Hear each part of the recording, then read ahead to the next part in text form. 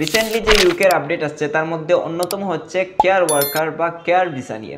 মানে এটা হচ্ছে আমরা দেখেছি যে গত 3-4 বছরে স্পেশালি সিলেট থেকে কয়েক হাজার না অনেক মানুষ চলে গেছেন আসলে কেয়ার ওয়ার্কার বিষয় বা কেয়ার বিষয়, যেটাকে আমরা খুব সহজে কেয়ার বিষয় হিসাবে আমরা সবাই চিনি। সো এই বিষয়টা আপডেট আসছে, সেটা হচ্ছে ইন দ্য ফিউচারে কেয়ার ওয়ার্কার বা কেয়ার ভিসা বলতে কিছু নাও থাকতে পারে।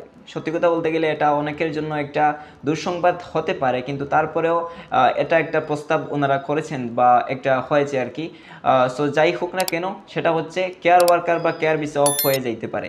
সো এটা কিন্তু একটা অনেক বড় একটা সুযোগ ছিল যে ইউকেতে আসলে যাওয়ার। কারণটা হচ্ছে কেয়ার ওয়ার্কার ভিসায় কোনো ধরনের আইএইচএস ফিস দেওয়া লাগতো না, যেটা অন্য অন্য বিষয়ে দেওয়া লাগে আর কি। সো এটাও ছিল অনেক বড় একটা সুযোগ। এবং যারা ফ্যামিলি নিয়ে ইউকেতে যাওয়ার কথা চিন্তা করছেন অথবা অনেকেই যাওয়ার কথা চিন্তা করছেন, তাদের জন্য কেয়ার ওয়ার্কার ছিল ওয়ান কাইন্ড অফ একটা গোল্ডেন অপরচুনিটি। কারণটা হচ্ছে কেয়ার ভিসায় আসলে আপনার ওয়াইফ, আপনার ছোট বাচ্চা যদি থাকে, তাকেও নিয়েও কিন্তু একই সাথে যাওয়া যাইতো। কিন্তু বর্তমানে যে প্রস্তাবনা ওনারা করেছেন সেটা হচ্ছে যে কেয়ার ওয়ার্কার বা কেয়ার ভিসা সেটা নাও থাকতে পারে। একদম সহজে সেটা বললাম, কোনো টেকনিক্যাল এক্সেট্রা এক্সেট্রা এগুলো না বলে একদম যেটা আপনারা যেভাবে বুঝেন এইভাবে আসলে আমি বললাম।